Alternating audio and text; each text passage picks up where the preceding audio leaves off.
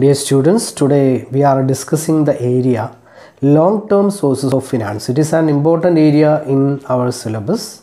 So, long-term sources of finance, we know it is the finance required for a long period of time. It may be for a period of 5 years, 10 years, 15 years, etc.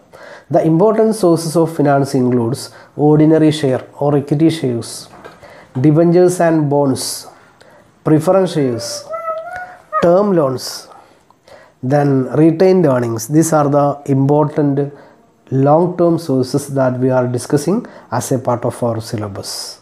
Okay, then let us go to the first area, ordinary share. One of the important long-term source used by every business or to be used by every business is ordinary share. Ordinary shares are also called equity shares.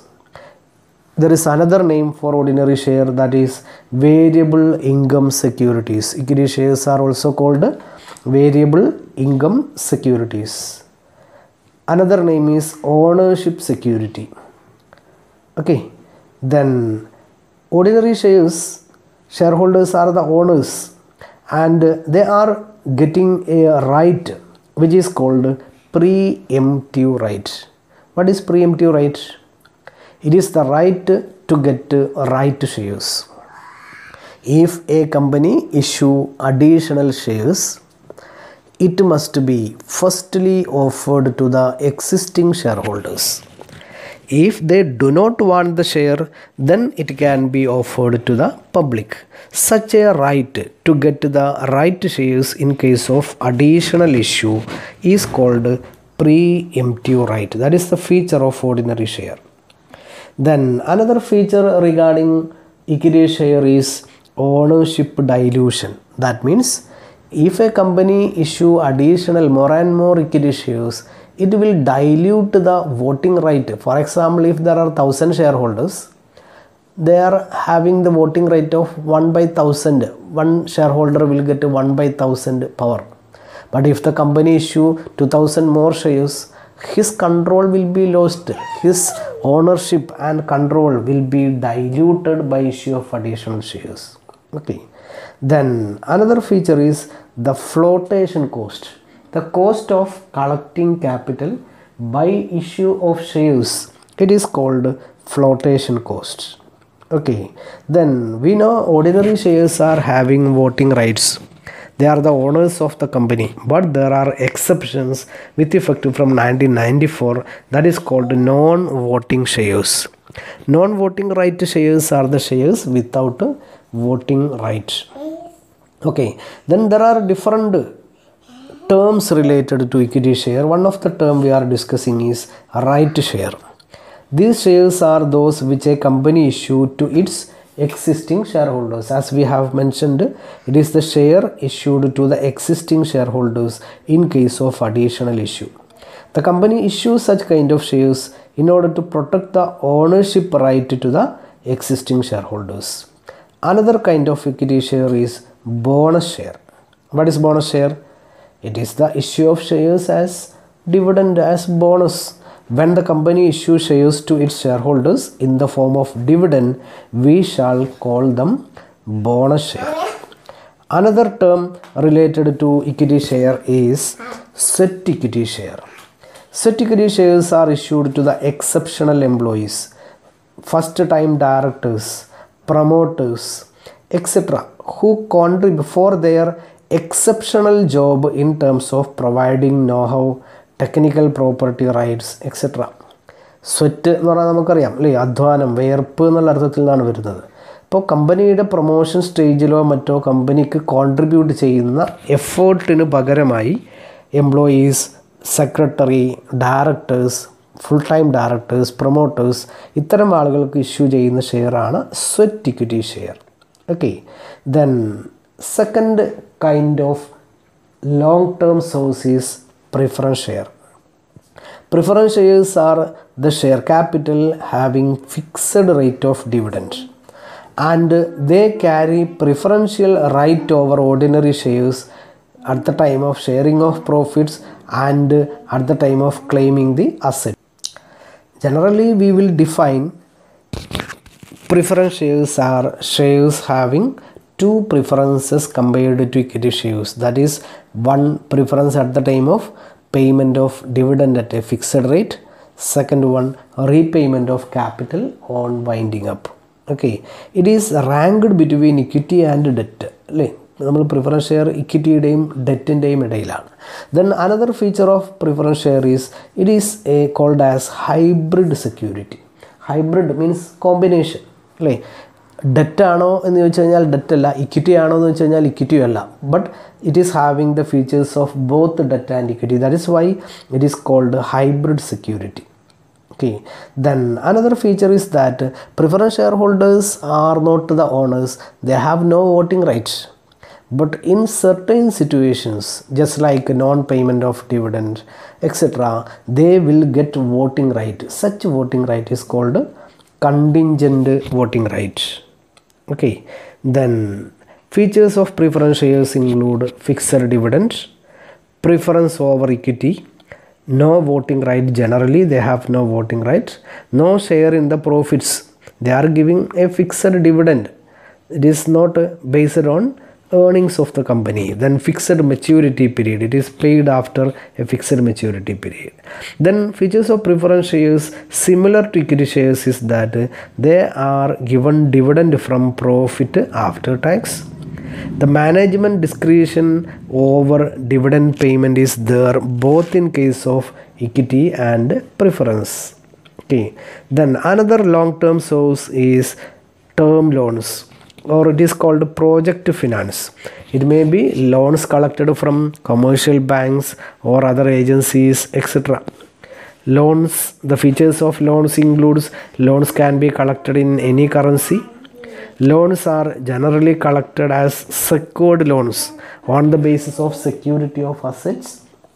Such securities may be termed as collateral securities. Loans are repaid in installments.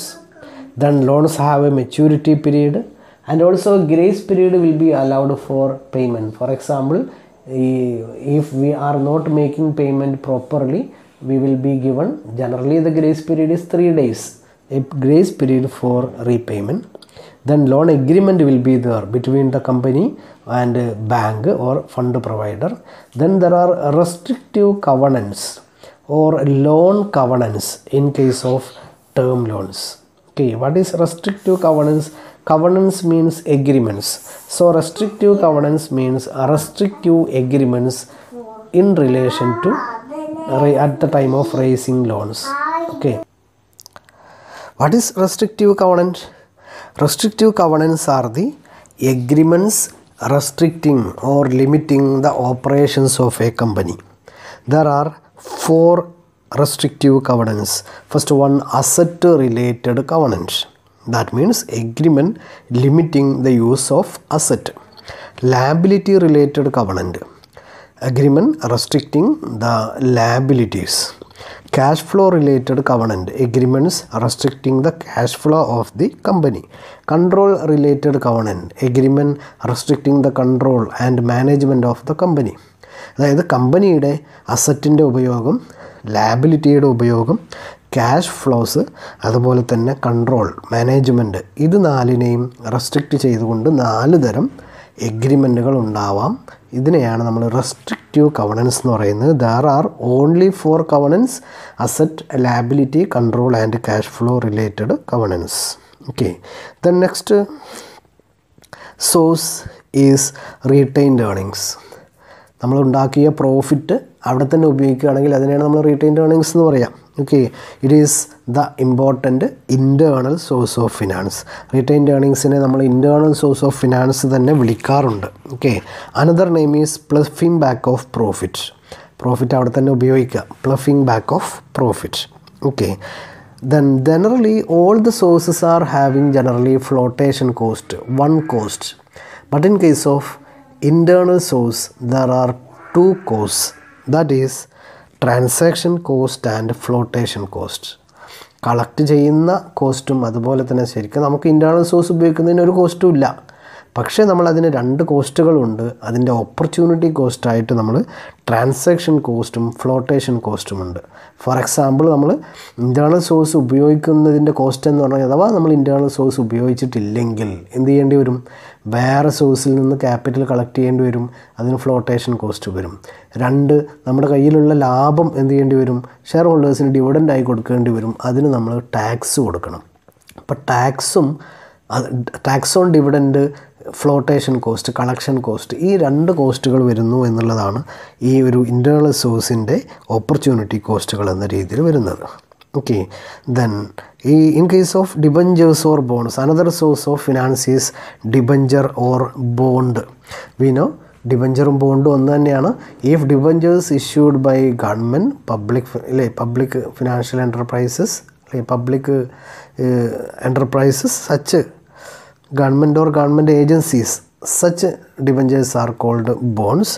The important features of debentures or bonds are contractual rate, coupon rate. Debenture issue ചെയ്യുക ഒരു interest 12%, 10% interest റേറ്റിലാണ്. Such interest rate is called coupon rate and such interest is called coupon. Okay, then ഇൻട്രസ്റ്റിൻ്റെ മറ്റൊരു പ്രത്യേകത, it is tax free. ഇൻട്രസ്റ്റിന് tax കൊടുക്കണ്ട, dividend taxable ആണ്. Interest is tax free. Then debenture റിഡംഷന് വേണ്ടി കമ്പനി ക്രിയേറ്റ് ചെയ്യുന്ന ഫണ്ടിനെ വിളിക്കുന്ന പേര് നമുക്കറിയാം, sinking fund. Okay, then debentures are having the feature of buy back, redemption എന്ന് പറയുന്ന സംഭവം ഉണ്ടാവും. Okay, then another term related to debentures are ഇൻഡഞ്ചർ.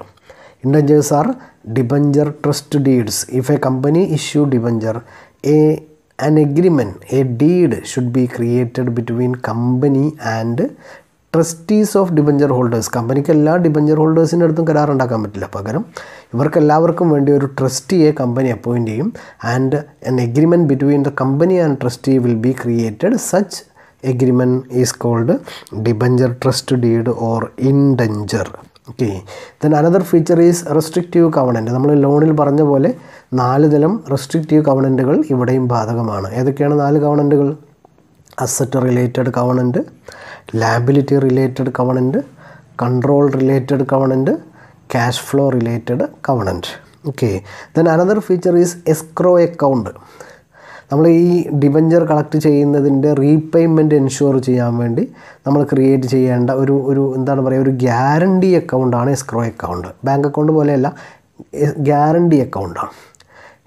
In this case escrow account may include cash deposit or bank guarantee or combination of cash deposit and bank guarantee. ഇങ്ങനെയുള്ള പല രൂപത്തിൽ നമ്മൾ ഈ ഒരു ഗ്യാരണ്ടി അക്കൗണ്ട് ക്രിയേറ്റ് ചെയ്യും. അതിനെയാണ് നമ്മൾ escrow account എന്ന് പറയുന്നത്.